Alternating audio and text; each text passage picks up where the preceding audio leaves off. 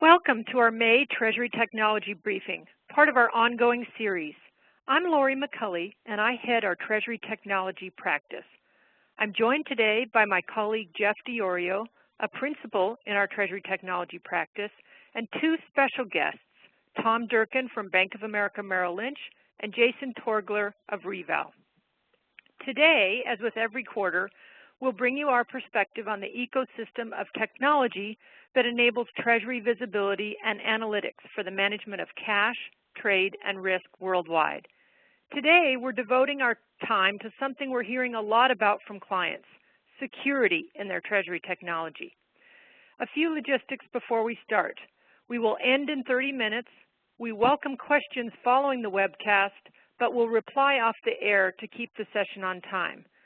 For all participants, we'll send the presentation and offer a recording of it on our website. In each of our quarterly briefings, we cover what we believe to be the most important things that our clients need to know as they address their technology needs. Today, our briefing focuses on security and all that entails, from data security to user security across the realm of technology solutions. To ensure that you are aware of the current issues with respect to security, as well as ways to mitigate and address security concerns, we're bringing you not only our perspective from our client work, but also that of the banks and solution providers. First, we'll define what we mean when we talk about security. Then we'll report on what our clients are saying about security in their environment and payments. Next, our guest speakers will provide their thoughts about security and what that entails in their environment and what their thoughts are about the most urgent issues, and more importantly, what steps can be taken to improve security. Finally, we'll wrap up with some advice about how to make your organization less vulnerable.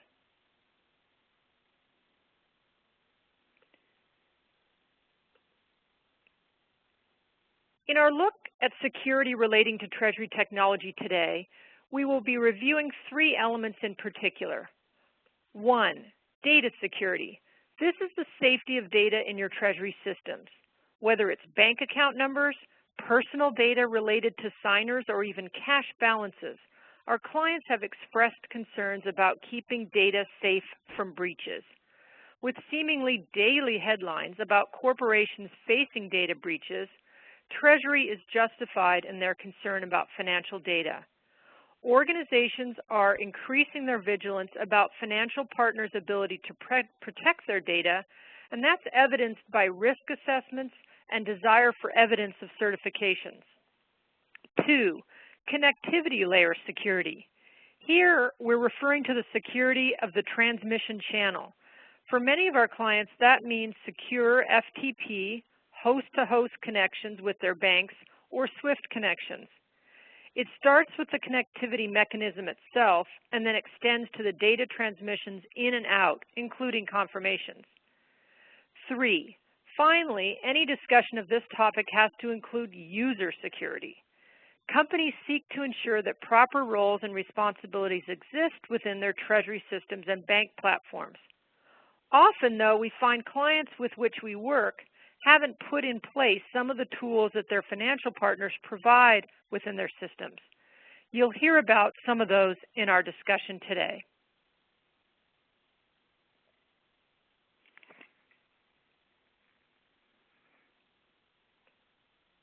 Let's see what our clients are saying about their biggest security concerns.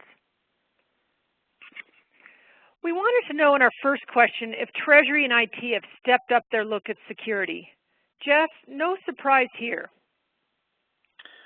Yes, Lori.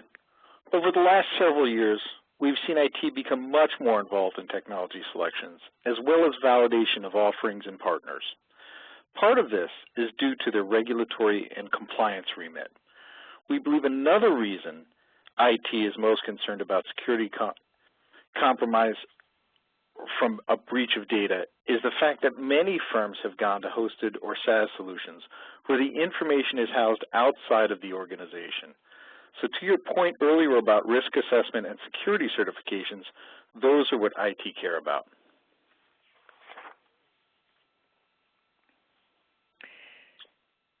On the next slide here, We wanted to know if Treasury and IT differed in their concerns about security.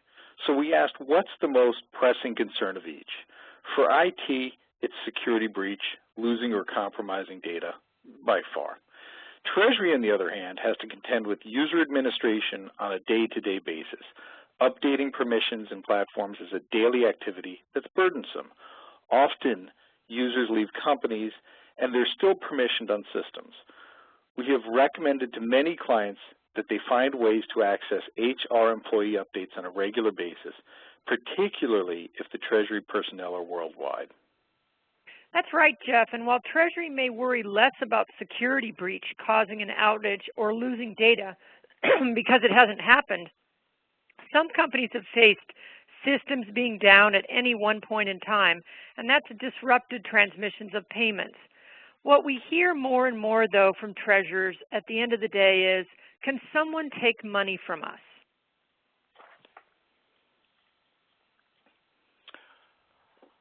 On this next slide, with respect to the question from our clients, what is your primary system for initiating payments? Clearly, payments come into focus. We were curious to know what channels are used, and in particular, what's the primary system. The responses very much echo what we see in our Treasury technology selection and implementation work. Many corporations still make Treasury payments from a bank system. And why is that? It's because companies feel secure about using that platform, and it's a lot of work to transition to a different execution system. Yes, and a lot of the time, it can be all of these systems that clients deploy. So it probably was a hard choice to determine what's the primary system. Most companies send AP and payroll payments from their ERP systems. And then the in-house developed payment systems seem to be common at insurance companies and non-bank financial institutions that have heavy payment volumes. Yet a lot of the time, those in-house systems don't have the same user security controls that are available in bank or treasury management systems. Not only that, Lori, clients also want to be sure that their payments don't get misappropriated. So this is clearly where there's a lot of attention. Let's see what our industry panelists have to say about this topic.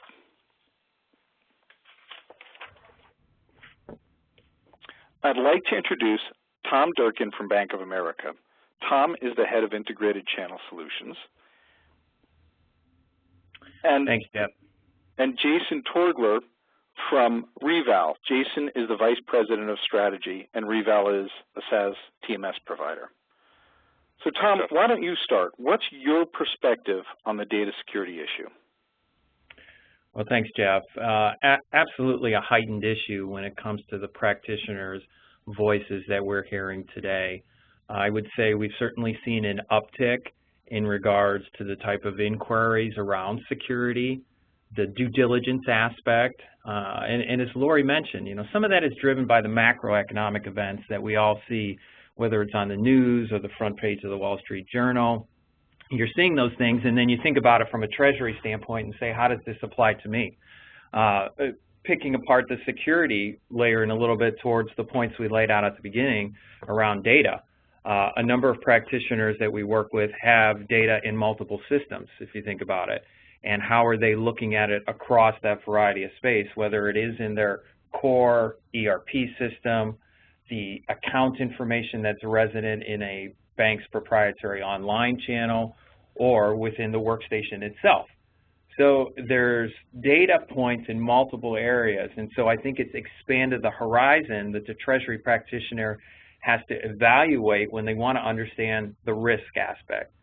So risk as itself has increased in terms of a key component that the CFO organization looks to Treasury for on how to manage, and thus security becomes one of the top of mind things that could be evaluated as part of an RFP, part of regular business reviews that we will do with clients. And it's kind of interesting to me because certainly a number of clients will have specific investment policies around what they do with where they can invest their funds, excess cash. Now we're starting to see that same type of discipline start to be applied to the security angle in terms of what are the expectations of your company as you interact with your banking providers? Almost like a minimum bar of entry. Certainly something that's relatively new, but definitely picking up based upon what I'm seeing. Thank you, Tom. Jason, what about data security from the system solution provider perspective? Yeah, thanks, Jeff, and thanks, Tom, for those opening remarks. I definitely will validate many of the findings that were shared earlier in the pie charts and so forth. So, my history has been working with organizations over the last 15 years, looking at off-the-shelf Treasury technology and the review of them. And historically, we normally saw 99% of the focus being around system functionality, vendor support, vendor implementation, that type of thing. Over the last 6 months or so, we've seen definitely a heightened focus on overall security. As Jeff mentioned, SaaS systems and hosted systems seem to be the systems of choice in the marketplace for Treasury technology. So thus, the level of IT scrutiny around data security and vendor risk assessments are, in my opinion, at an all-time high. The good news on that front, however, is that many organizations have IT departments who take a very proactive approach in assessing the different options available to them, as well as if the system is in use, any type of annual review of those organizations that they partner with, their data security policies. They often have risk assessment profiles already built. They often have questionnaires that they're looking for specific things, and internal personnel on the IT front that are highly versed in assessing and grading and scoring risk assessment reviews. So long and the short of it is that we're seeing that come up more and more, not only in the selection process of new systems, but also in the review of the SaaS providers that are currently in place. Well, thank you, Jason. Tom, what are your thoughts on how companies can mitigate some of their data security concerns? Well, increasing the dialogue on the topic is first and foremost in regards to what to do. When I think about how we approach it in dialogue with practitioners today, certainly looking at security from a layered approach, looking at it across multiple fronts in terms of your dialogue. And I think, and if you break apart how the primary channels were broken out earlier, just from the earlier slide, when you think about it, the clients that have been relying on the online channel, in a sense, the electronic banking systems, we were taking care of that. The banks were taking care of that for clients, and obviously if we could take care of their money, we could certainly take care of their security. So it wasn't so top of mind. I think the increase in the adoption of treasury management systems, the SaaS model, that's driven more of the corporate treasury time to start evaluating these.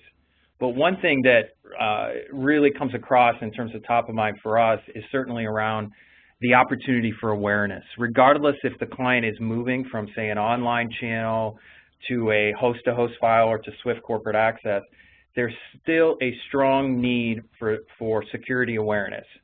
Understanding things like user limits, let's say, and entitlements within the online channel versus the application of validating and authenticating when a file is exchanged, the type of security protocol wrapped around the content of the information around the data.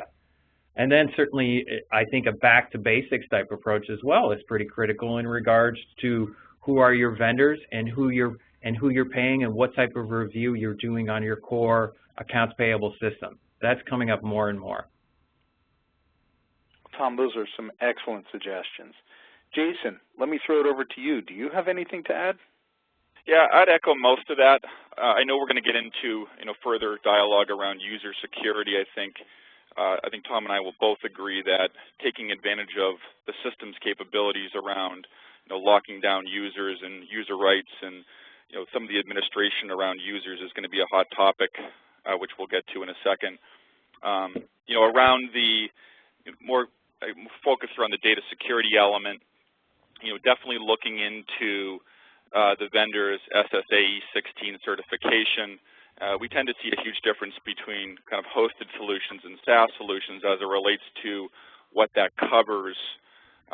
the software versus the infrastructure, and having your IT department, look at that. I guess I'd just go back to, employing the talent that may exist within your own company, in your IT department. Hosted and SaaS solutions have been adopted now, for the last decade or so. So your internal IT groups typically, as mentioned earlier, have, strong analysis tools and pre-made questionnaires and risk assessment models that can be taken advantage of. You just need to pick up the phone and give them a call. Very good. And just to make sure the industry is heard from, I was speaking with another of the vendors, and they had informed me that in addition to that, they actually performed daily penetration tests to make sure that everything was nice and secure. So the industry is definitely very concerned about this and making sure that your data is protected. Jason, what should organizations be concerned about relative to the connectivity layer or data in motion? Sure. So I guess when we look at the connectivity layer, we're talking about as money is moving either into your organization or outside of your organization. And I think as many people on the phone understand, there's a lot of different ways that your bank data can get into the technology, and then the push out of payments and the different ways to do that. So what we're seeing across our client base is a kind of heightened focus around the different channels associated with getting information in, whether it be from your banks directly, whether it be through some of the SWIFT technology, whether it be through host-to-host connections on the incoming side, and on the outgoing side, whether you're employing the SWIFT technology for that, host-to-host payment connections, or pushing payment batches from your ERP or your Treasury system to the bank for transmission. So the big thing around that is really focusing around the encryption of those transmissions. So as more typically as money's going out, money in motion as we call it, the encryption of that data is critical as it relates to protecting those payment flows going out of your Treasury technology. Oh, very good. And I know we've all heard about the Heartbleed exploit recently, so I know it's made news. I don't think it really impacted any of the organizations we're talking with here, but certainly people are aware of security. Tom, how about from the Bank of America side? What do you think organizations should be concerned about relative to the connectivity layer? Well, it's a great point at the connectivity layer, and as we define it in terms of the establishment of the connection between the end client and the bank, and in this case, picking up what Jason said in terms of, say, using a treasury management system, understanding that flow end to end. And I agree with Jason. I think about encryption to the point now where we're having more conversations around double encryption, and not in a sense. Let me define that a little bit. If you think about what's been around for a while, a basic FTP with PGP, or file transfer protocol, with pretty good privacy in a sense in terms of the encryption. But now there's much more focus because of the data in motion concept on not just encrypt the content, but encrypt the session. So look at it from start to finish to ensure you've got end-to-end encryption as that information flows through based upon the criticality of what is moving from a payment standpoint. So, and I certainly encourage, the joint dialogue between the three parties. Let's take between a practitioner who would come to Jason and myself in regards to looking at how the solution provider, the bank, and the end corporate benefit. At the end of the day, all three of us are in the same triangle in a sense. We would benefit by stronger security. And so I think more joint dialogue versus leveraging and overcoming issues that have been in the past is a good step. It's a good practice. We certainly support that. And I think that saves time from a Treasury practitioner standpoint at the end of the day versus finding out where there are issues or chasing down things at the end of the day. So I think encryption certainly important, something that maybe was a given or an understanding, but looking at that, understanding the aspects, how you're managing that in terms of the encryption keys, and then all the additional layers that may be available, as we talked about earlier, in terms of awareness. What type of duplicate checking might be available in terms of identifying issues at the time of origination versus relying on a potential for your prior day report to highlight that something didn't post or posted in multiple fashions. So a lot of the discussion for us from a connectivity channel just pushes that dialogue around validation up further in the channel. That's great, Tom. Thank you so much. Jason, do you have anything to add on how companies might make their connectivity layer security stronger, or have we covered that? I think we've covered it. I think, as Tom mentioned, I mean, most of the technology providers, the third-party technology providers, are very open to working with the financial institutions as to the right method to deliver the payments as well as the most secure fashion. So whether that be the piping methodology through FTP transfer, or whether we're pushing an encrypted file to the portal for upload and processing, and the appropriate confirmations around that. I guess the key point here is the mechanisms are in place to provide that level of security. As Tom mentioned, the dialogue just needs to happen, and the leveraging of the options are fully available. Great, thank you so much. Right. Tom, anything addition on improving the connectivity security? Well, one thing I think to pick up on that thought that we are also seeing, we tend to look at the channels as separate, right? The online channel, if you go back to the question about the primary system a client is using, I would say we're starting to see cross-channel usage for additional security type protections, like an instance. In the past, you may rely on the system controls on one system, say it's out of the workstation. We are seeing clients that will approach us and say, that's great, I'm going to initiate it out of the workstation, but I want visibility through the online channel. And it's not to add an additional layer, it could be just visibility, and it could be additional release. So you're looking at maybe in certain cases kind of a collaboration. Where are the strengths across the multiple channels? And look to leverage the strengths that may be in an online channel if you need that, as you mitigate your risk in the online channel for, say, total number of users. And then what are the strengths around your treasury management system that you utilize as well? So look for that too. I think that's an interesting type of dialogue to be encouraged for practitioners to have with their banks and solution providers. Thank you, Tom. And I'd like to reiterate something you said earlier, where it's an ongoing dialogue. I was giving a talk yesterday to a local AFP chapter and mentioned that things are changing so quickly, it's hard to stay in front of them, so you should plan to have a regular dialogue with your providers as you go along, because you never know when it's time to up your security to the next level. So now let's talk a little about user security. Tom, how do you think organizations fall short on user security? Well, Jeff, you mentioned the regular reviews. Those may have been looked at as an audit function in the past, but I think ensuring that as part of a regular discipline, in terms of ensuring that you're synchronized between what the user's responsibilities are in terms of the focus of what they have to do. So overall focus on access reviews, much more critical. Understanding of the risk of the different applications, where depending upon the risk of that role within Treasury, there may be something at a user level that requires authentication when you log in to the electronic banking system upon login versus just release of the payment.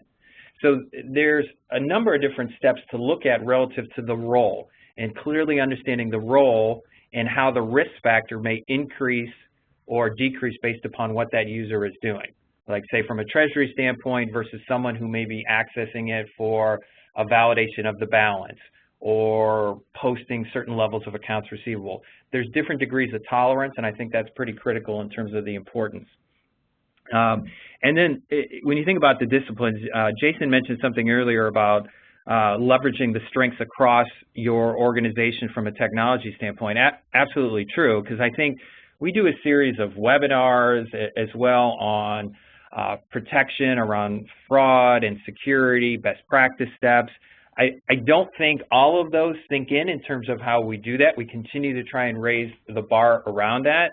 And something as simple as, you know, the phrase that often that we use is, don't click that link. Remember, you get that email, if it looks suspicious, that's what opens the door at the end of the day if you wanted to bubble it down to something succinct. Thank you so much, Tom. That's great. And Jason, you know, being a solution provider, you have a different lens that you look at this through. So what are your thoughts on how organizations, you know, fall short on user security? Yeah, definitely, I guess, a slightly different lens. You know, we have clients that have, you know, 5 users, you know, up to 500 users. So, you know, each one of those users has to be, you know, kind of tightened down as it relates to what they can or can't do, or can't see.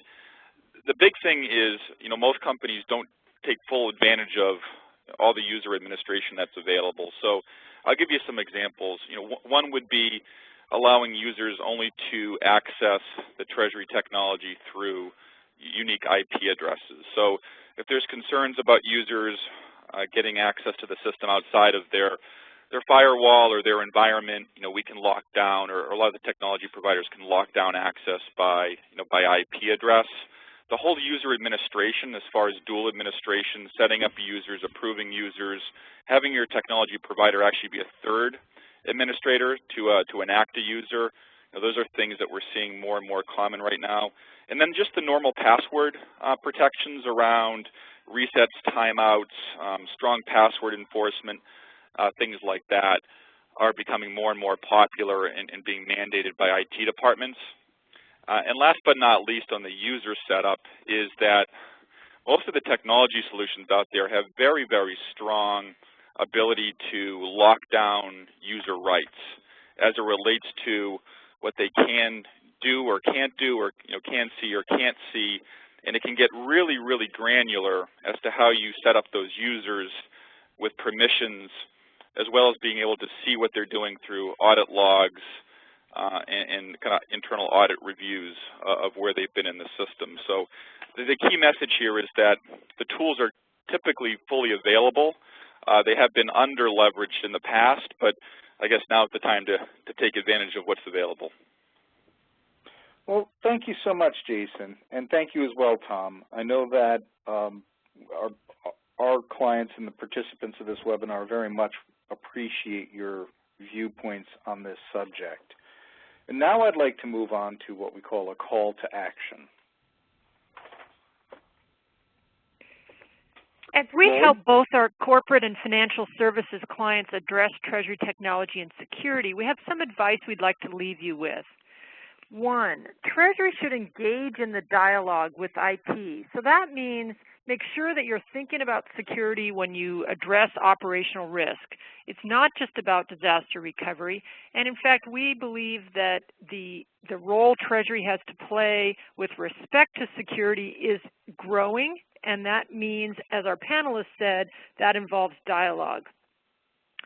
2, think about security when you're planning your decentralized Treasury organization, because having people spread around the world means that visibility, which we talk about a lot at Treasury Strategies, is crucial with respect to their activities in terms of transmitting payments and user security permissioning. So I think a decentralized environment means the security is something you need to think about.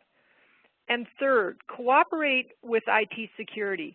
In fact, we see the best organizations really putting together a Treasury security policy. And I know some of our clients are saying, oh no, not another policy.